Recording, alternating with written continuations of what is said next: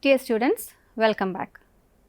Hope you remember all that we discussed in the previous lesson. In the last lesson, we saw that a crystal lattice is an infinite periodic array of points in space. It shows how the constant particles are arranged at different sites in three-dimensional space. Now let's study about the lattice planes.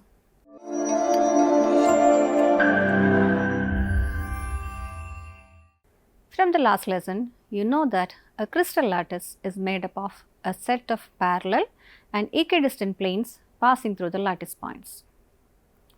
These planes are parallel to the crystal faces and are called lattice planes. The lattice planes intersect the atoms of a unit cell. It can be constructed in many ways as shown in the figure. The distance between each of these planes is called the d-spacing or interplanar distance. You can consider several different lattice planes for any given lattice. Designation of these planes is done in relation to the chosen crystallographic axis. We may understand lattice planes using an example. Let us now consider three such crystallographic axes, OX, OY and OZ. Let ABC be a unit plane. The unit intercept along the x-axis is A, along y-axis is B, and along z-axis is C. Now consider a lattice plane L, M, N in a crystal. The faces of the complete crystal will be parallel to this plane. The plane has intercepts OL, OM and ON.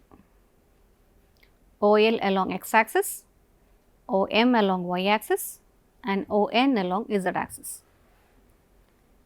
Now assume that OL is at a distance 2a, OM is at a distance 2b and ON is at a distance 3c. So what is the ratio of intercepts of the plane LMN on the crystallographic axis? The intercepts are in the ratio 2a is to 2b is to 3c. Here the coefficients of A, B and C are 2, 2 and 3 and they are whole numbers. The coefficients of the unit intercepts A, B and C, that is 2, 2 and 3 in this case, are known as V's indices of the plane. In general, the ratio of intercepts of any crystal plane on the crystallographic axis is given by LA is to MB is to NC, where A, B and C are the unit intercepts of the plane along the crystallographic axis. Here L, M and N are rational numbers.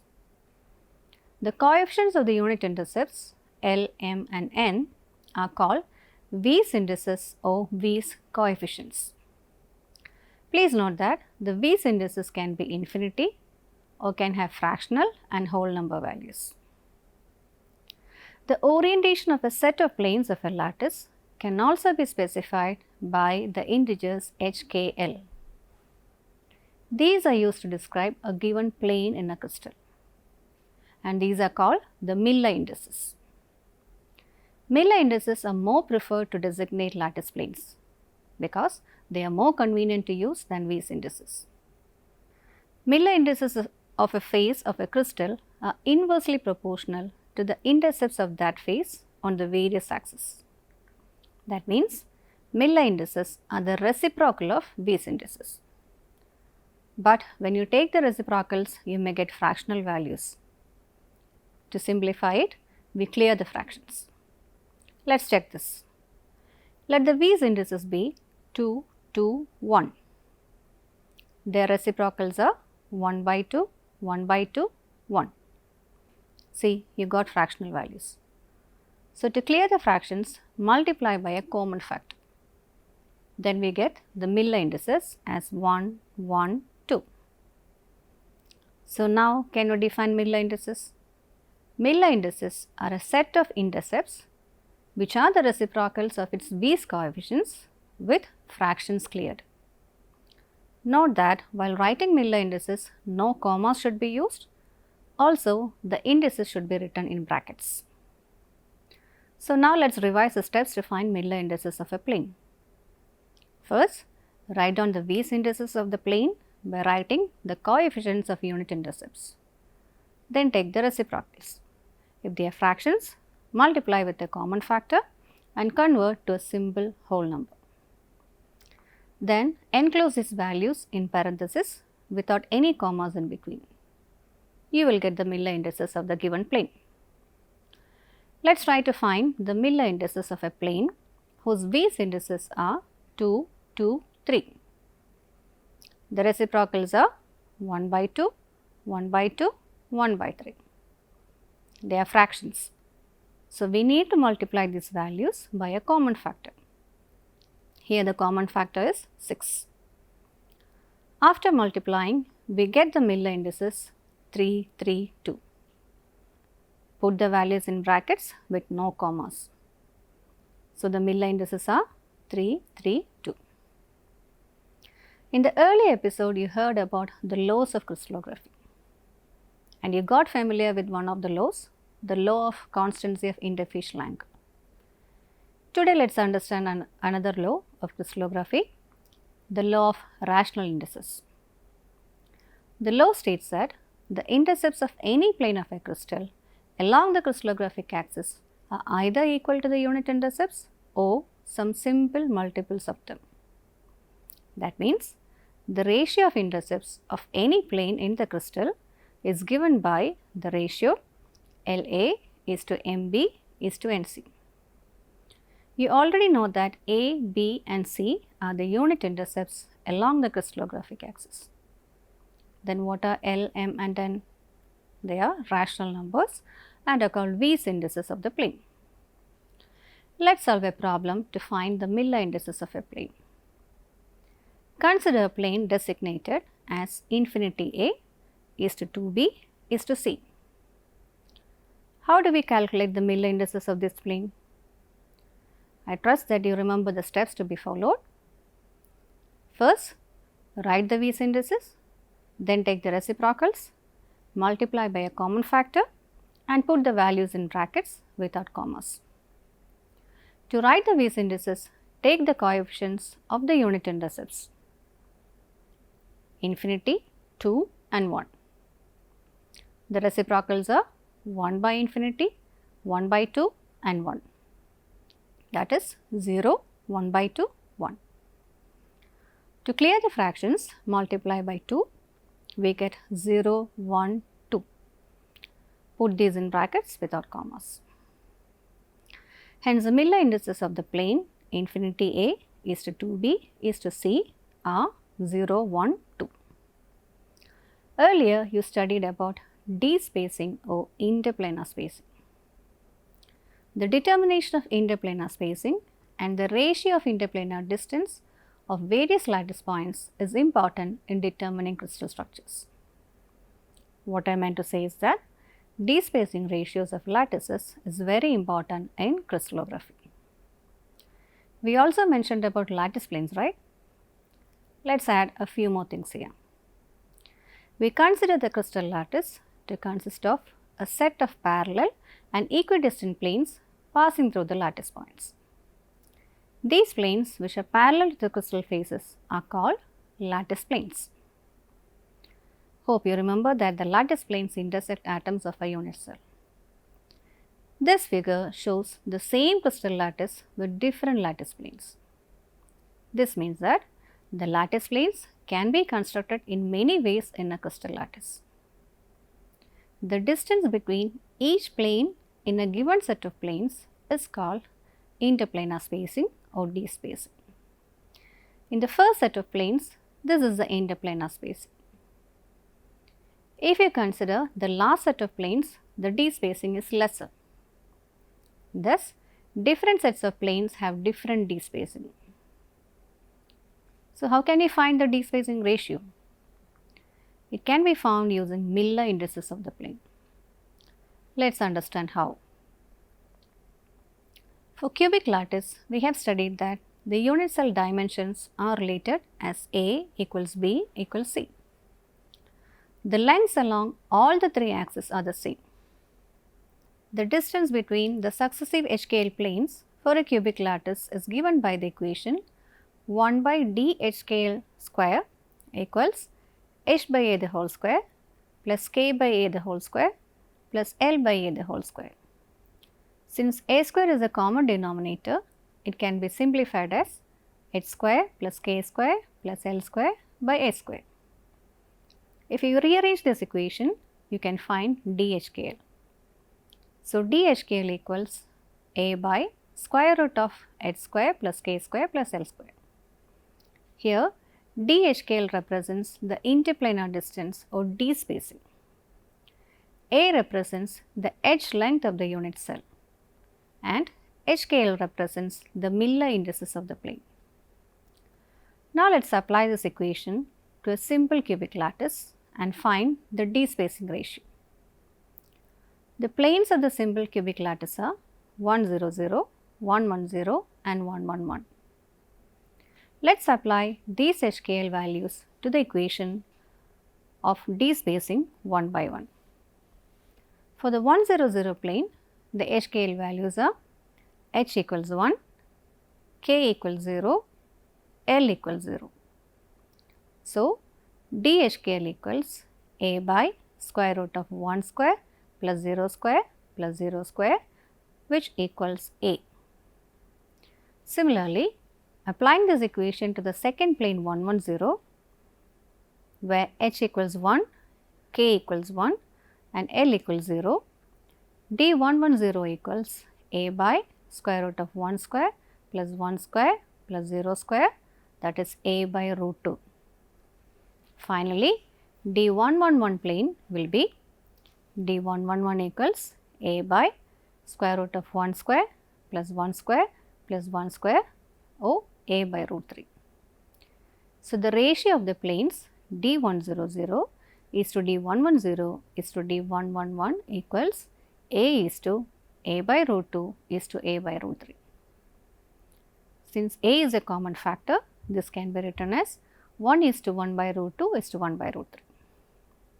Simplifying this, we get the ratio as 1 is to 0.707 is to 0.577.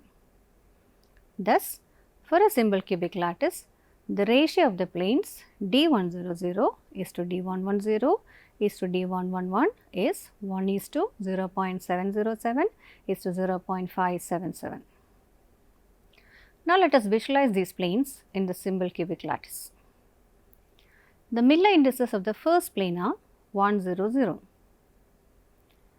We know that Miller indices are the reciprocals of these indices. So, the V's indices of this plane should be the reciprocals, that is 1, infinity, infinity. You should also remember that the V's indices of a plane are the coefficients of the unit intercepts along x, y and z axis. The V's indices of the plane 1, infinity, infinity means that along the x direction the unit intercept is 1, along the y and z directions there is no unit intercept. So, this is how the plane can be drawn. Along the x axis there is an intercept. Along y and z axis there are no intercepts. The next plane is 1 1 0. The V's indices is the reciprocal of 1 1 0, that is 1 1 infinity. That is, there are intercepts along x y axis and no intercept along z axis. So, this is how the plane can be drawn. The third plane is 1 1 1, whose V's indices will be 1 1 1 itself, which means that there are intercepts along x, y and z directions. So, let us see the plane. Now, let us calculate the ratio of a body centered cubic lattice. The planes of a BCC lattice are 2 0 0, 1 1 0, 2 2 2. Using this equation, let us compute the values of dHKL of these three planes. For the first plane 2 0 0, d 2 0 0 equals a by square root of 2 square plus 0 square plus 0 square, which will be equal to a by 2. The second one is D110, which will be a by root 2. D222 will be a by root 12, which can also be written as 2 root 3. Now, let us write the ratio D200 is to D110 is to D222 equals a by 2 is to a by root 2 is to a by 2 root 3. Since a is common here, this can be simplified and written as 1 by 2 is to 1 by root 2 is to 1 by 2 root 3, that is 1 is to root 2 is to 1 by root 3. Multiplying by 2, this can be further simplified as 1 is to root 2 is to 1 by root 3.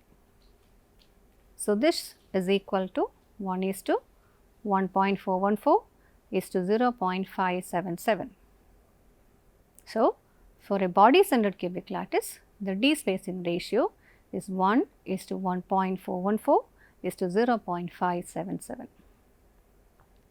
Now, let us visualize the planes of a BCC lattice. The first plane is 200. There are atoms at the corners. In addition to this, there is an atom at the body center. You can see planes passing through the corner atoms. Also, you can see two other planes passing through the body centered atom.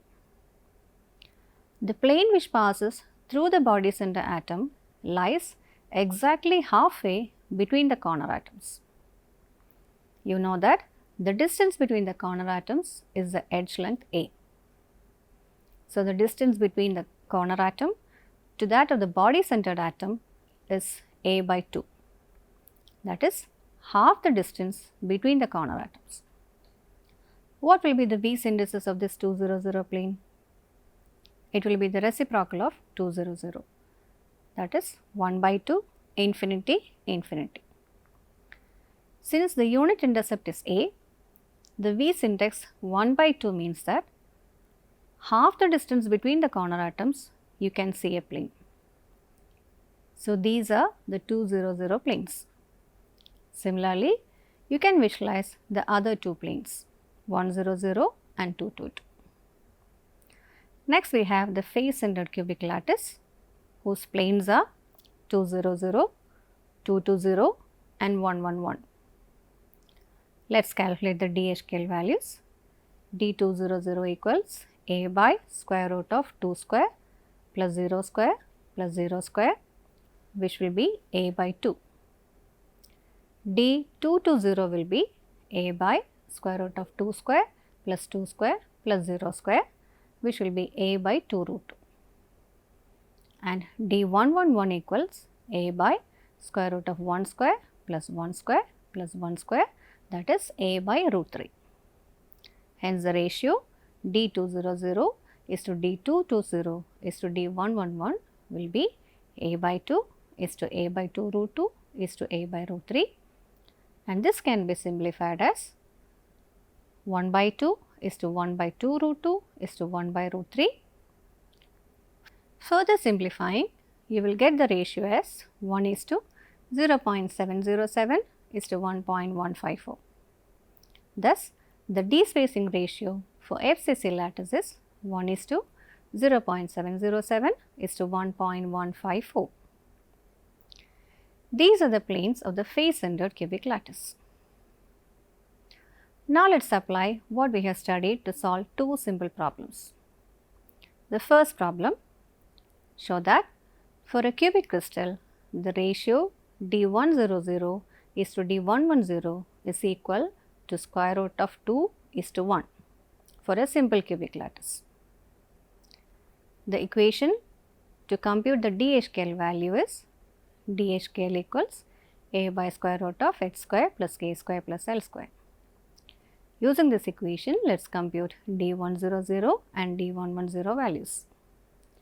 D100 equals a by square root of 1 square plus 0 square plus 0 square, which will be equal to a.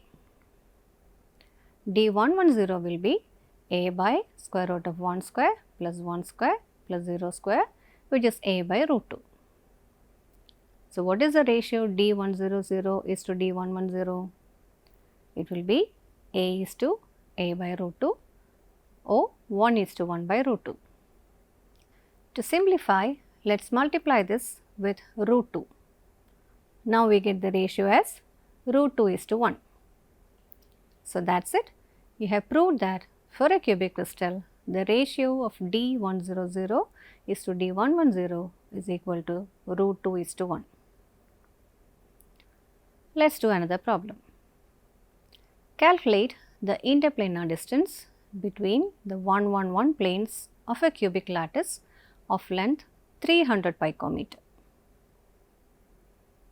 So, what are the data given? The lattice planes are 111 and you have to calculate the interplanar distance between these planes. The edge length is given as 300 picometer. The equation for DHKL is DHKL equals A by square root of h square plus k square plus l square. So, what will be D11? It will be equal to 300 picometer divided by 1 square plus 1 square plus 1 square, which is 300 picometer by root 3. Root 3 is 1.732, hence the answer is 173 picometer. So, the interplanar spacing between the 111 plane is 173 picometer. You know how to calculate the interplanar distance ratio now. Now, let us see how to identify the type of cubic lattice from interplanar distance ratio. We saw that for each type of cubic lattice, there is a characteristic interplanar distance ratio. Here, you have to note that irrespective of the lattice, that is whether it is simple cubic, body centered cubic or face centered cubic, the notation used to denote the ratio is D100 is to D110 is to D111. Now, how can we obtain this ratio for a crystal? This is obtained from X-ray diffraction spectroscopy. You determine the value using this technique and compare this experimentally obtained value with theoretically predicted value which we have calculated earlier. Say for example, for sodium chloride crystal, the ratio is 1 is to 0.704 is to 1.136. Now, this value is very close to 1 is to 0.704 is to 1.136, and you know this value represents an FCC lattice. This means that the type of lattice of sodium chloride is FCC. Let us quickly revise. For a simple cubic lattice, the ratio is 1 is to 0.707 is to 0.577. For a BCC lattice, the ratio is 1 is to 1.414 is to 0.577, and for an FCC lattice, it is 1 is to 0.707 is to 1.154. So, what did you learn today? You learned about the lattice planes, designation of lattice planes using Weiss indices and Miller indices, the importance of d-spacing ratio, and how to identify the lattice types using this ratio. You learned a lot, right? So, let us wind up for today. Thank you.